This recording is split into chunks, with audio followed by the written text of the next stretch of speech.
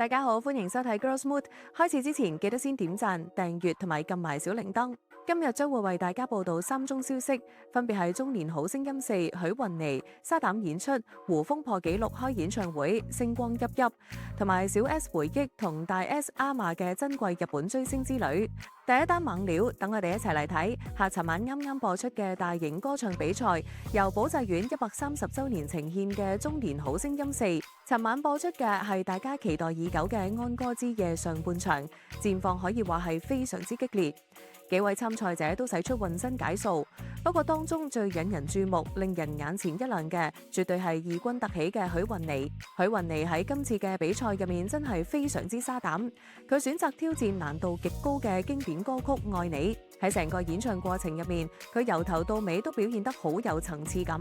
隨住歌曲不斷升 key， 雲妮嘅情緒亦都一層一層咁遞進，最後將整首歌推向最高潮。佢嗰種行雲流水、揮灑自如嘅演繹方式，真係完全征服咗全場嘅評判同埋觀眾。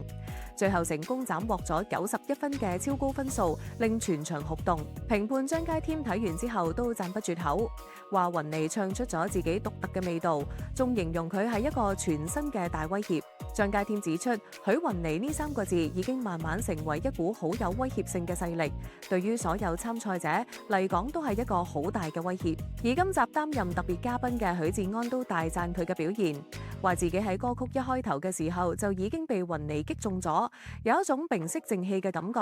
覺得佢嘅演繹非常有張力同吸引力。除咗許雲妮表現亮眼之外，尋晚安歌之夜上半場嘅歌單其實都好豐富，每位參賽者都唱出唔同嘅風格，好似周志康就演唱咗一步一生，陳郁培就唱咗我的天我的歌，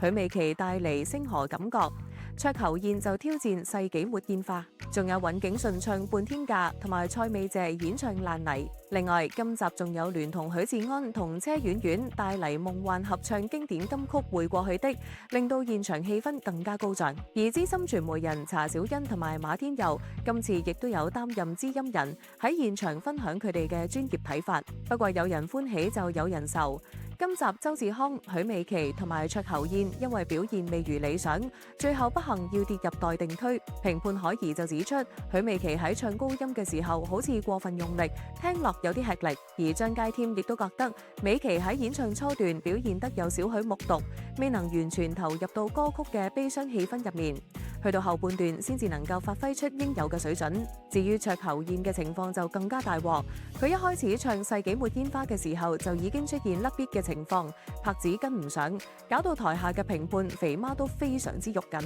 要即刻喺台下幫佢打拍子提示。海怡喺賽後亦都直言，卓侯燕唱歌嘅時候過分肉緊，而且有太多大動作，同世紀沒煙花呢首歌需要嘅內斂意境完全係格格不入。周國峰亦都補充話，卓侯燕喺咬字方面有好大嘅問題，聽得唔夠清晰，所以最後佢哋幾位先至會落得咁嘅下場，要進入待定區等待命運嘅安排。第二單猛料，我哋一定要講客娛樂圈嘅長青樹修哥胡楓。修哥最近舉辦咗一場令人嘆為觀止、史無前例嘅演唱會，現場真係星光熠熠，吸引咗數十位圈中重量級嘉賓到場支持，陣容強大到直逼金像獎頒獎禮。呢場演唱會更具備好深遠嘅歷史意義。因為修哥喺現場正式獲頒發健力士世界紀錄保持者舉辦演唱會最年長華語藝人嘅獎狀，真係非常之厲害，再次締造咗華語樂壇嘅不老神話。呢場演唱會全程大約5個鐘，時間由下晝大約3點半開始，一直瘋狂唱到夜晚8點15分先至正式完結。修哥喺呢5個鐘頭入面，總共唱足45首歌，體力同埋記憶力真係令到好多後輩都望塵莫及。由頭到尾都 keep 住高水準，現場嘅嘉賓陣容直情可以用震撼嚟形容。修哥嘅契仔歌神張學友同埋影帝張家輝都有親自到場大力支持，仲上台同修哥互動。而樂壇天王陳奕迅更係作為特別嘉賓驚喜現身。當佢一出場嘅時候，全場觀眾都瘋狂尖叫，氣氛推到去頂點。依家就等我哋一齊逐一細數修哥喺呢場馬拉松式演唱會上面，同埋一眾嘉賓到底唱咗啲咩經典好歌。開場第一首就係充滿動感，全場一齊拍手嘅 Monica。之後收歌唱咗充滿歡樂氣氛嘅情花開，緊接住有相識也是緣分，往事只能回味。每一個晚上，千支針刺喺心，仲有經典武俠金曲《兩忘煙水裏》。之後嘅曲目包括有鬆伶、烏托邦、英文老歌《I Love You More Than Can Say》、攙扶、友誼之光、Dreamy、深情嘅 Only You。之後收歌仲同嘉賓帶嚟咗一段英文歌 medley， 一連唱出 Move It 同埋 The Young Ones。唱完英文歌之後，收歌繼續送上一連串耳熟能詳嘅歌曲，包括前情感受、充滿氣勢嘅碧火、願你待我真的好、溫柔嘅少女的祈禱、慷慨激昂嘅勇敢的中國人、經典老歌萬水千山總是情、我找到自己找不着藉口、上性情歌極具風味嘅新禪院鐘聲、難兄難弟天地有情、傳統粵曲風味嘅鳳閣恩仇未了情、百花亭之戀同埋經典嘅問我。跟住落嚟仲有一組經典金曲聯唱，包括有世界會變得很美，還有 Debra 以及一念幽夢。隨後再唱出你的眼神、明星、念親恩、世上只有、隨想曲、月亮代表我的心、近年大熱嘅電視劇主題曲呼吸有害、歡樂洗腦嘅舊歡如夢、陳奕迅嘅名曲 Shall We Talk、林子祥嘅經典分分鐘需要你，以及將兩首天王情歌完美結合嘅你是如此難以忘記同埋忘情水。去到演唱會嘅尾聲，收歌依然中氣十足咁演唱咗不老的傳說同埋還是覺得你最好。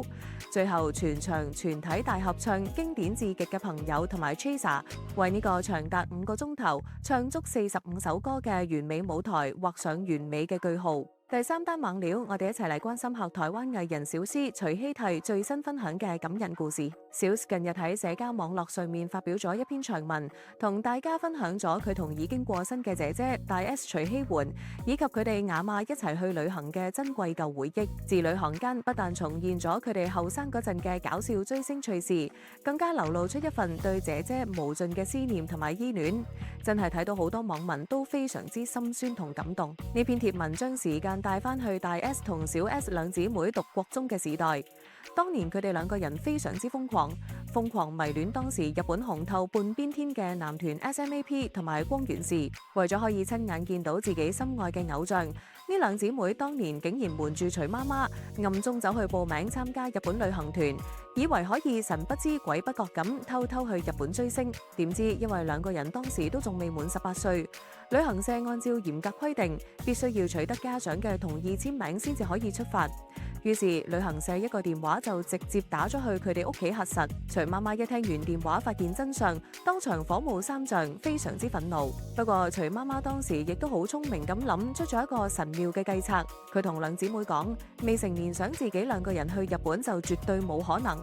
但係佢提出咗一個折衷嘅方案，就係必須要帶埋阿嫲一齊去。大 S 同小 S 當時為咗可以順利成行見到偶像，二話不說就即刻答應咗呢個條件。就係因為咁樣，意外地造就咗佢哋呢一趟非常之珍貴、絕無僅有嘅祖孫三人同遊日本之旅。小 S 喺長文入面仲貼出咗一張當年喺雪地影嘅舊相，同大家揭開咗呢張相背後非常之搞笑嘅內情。佢透露當時大 S 喺雪地上面突然之間跣倒，成個人摔得好金，動彈不得，仲痛到眼淚即刻飆出嚟。媽媽見到呢個情況，隨即好霸氣咁上前扶起大 S， 然後用力拍咗大 S 嘅屁股3下，用好慈祥又威嚴嘅語氣安慰大 S 話冇事啦，拍一拍就好。當時大 S 只能夠眼泛淚光咁向妹妹小 S 訴苦，話老人家真係力大無窮，自己真係快要痛死啦。